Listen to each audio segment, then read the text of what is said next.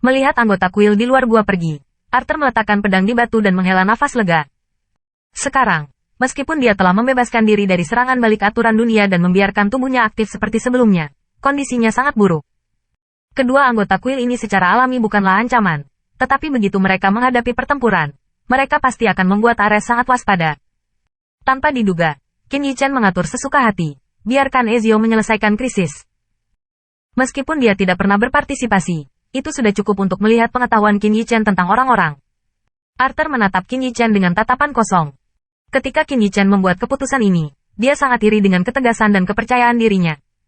Jika dia memiliki kepercayaan diri seperti itu saat itu, mungkin kekaisaran tidak akan jatuh.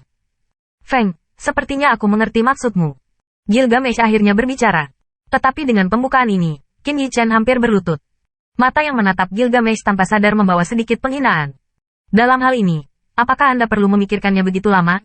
Gilgamesh berdiri, memanggul tangannya, dan melihat keluar gua.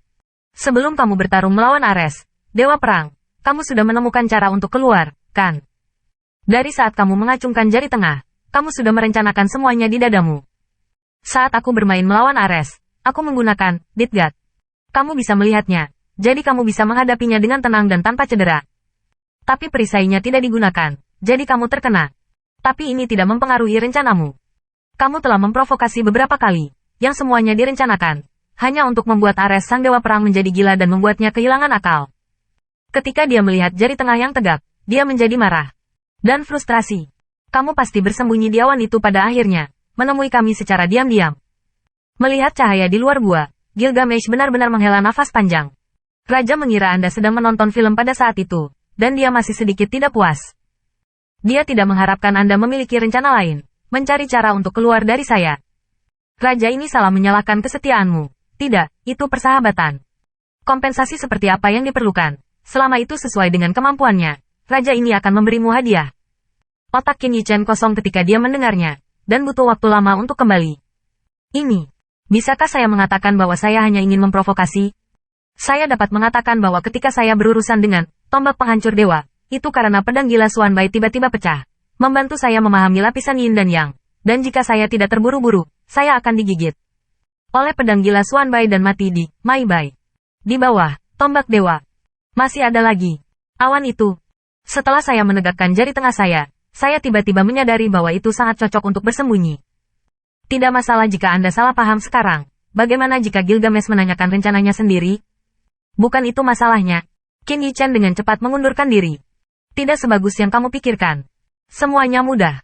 Aku tidak terlalu memikirkanmu. Wajah Gilgamesh ditentukan. Kamu mengatakan ini. Apakah kamu percaya sendiri?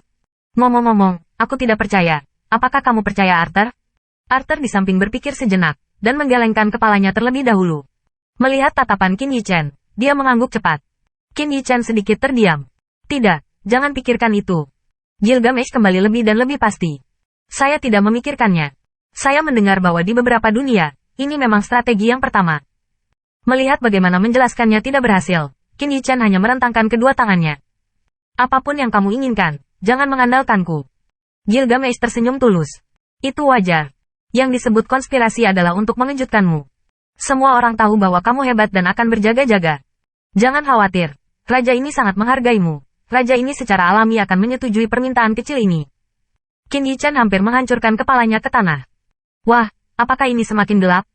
Qin Yichen menatap Gilgamesh tanpa daya dan menghela nafas lagi. Apa semua ini? Setelah memikirkan perasaan untuk waktu yang lama, Anda menemukan ini? Bertarung di kuil suci.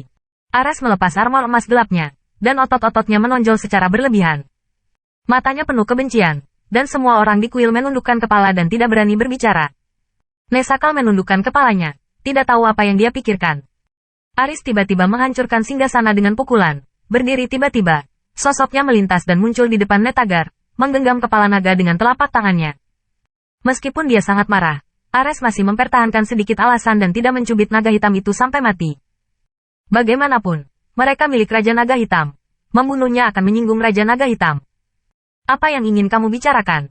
Musuh tiba di dekat kuil. Kamu bahkan tidak bereaksi sama sekali. Bahkan jika kamu punya anjing, itu lebih berguna daripada kamu. Lagi pula, jika seekor anjing tahu berapa banyak gongongan, kamu hanya tahu cara tidur. Menghadapi amarah Ares, Netakal juga terlihat tak berdaya. Dengan hati-hati melepaskan diri dari tangan Ares, matanya menyapu pelipis. Tuan Perang, kamu tidak kehilangan apapun, dan kuil itu utuh. Mengapa begitu marah? Naisagar sedikit bingung. Bukankah hanya tidak mengejar lawan, jadi marah? Ares belum pernah dikalahkan sebelumnya, tapi dia tidak pernah semarah sekarang. Apalagi, menurut Ares, kekalahan dari kekalahan sebelumnya adalah bencana. Bahkan candi telah kehilangan tak terhitung jumlahnya. Kali ini hanya kekalahan, tanpa kerugian apapun. Jadi bakat sampingan, itikat baik. Tidak rugi. Napas Ares menjadi lebih cepat. Ini tidak ada hubungannya dengan kerugian. Itu adalah martabatnya sebagai dewa perang, yang dilemparkan ke tanah dan diinjak-injak. Martabatnya tidak membiarkan hal seperti itu terjadi. Tetapi sayangnya, hal seperti itu telah terjadi 2 kali. Masih orang yang sama. Nama dewa perang yang bermartabat seperti lelucon sekarang. Ledakan. Dengan satu kaki melangkah keluar dari retakan yang tak terhitung jumlahnya di tanah. Tatapan kanibal Ares jatuh ke tubuh Nethargar. Tidak rugi. Ini disebut tidak rugi. Nethargar dengan cepat menarik kembali kepalanya. Tatapan keluhan.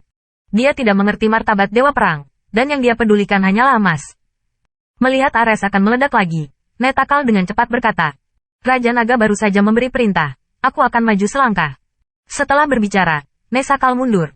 Instingnya mengatakan kepadanya bahwa dia tidak bisa tinggal di sini lagi. Bagaimanapun, dia datang ke kuil karena makna Raja Naga Hitam. Ini bukan rumahnya, jadi tidak perlu tinggal.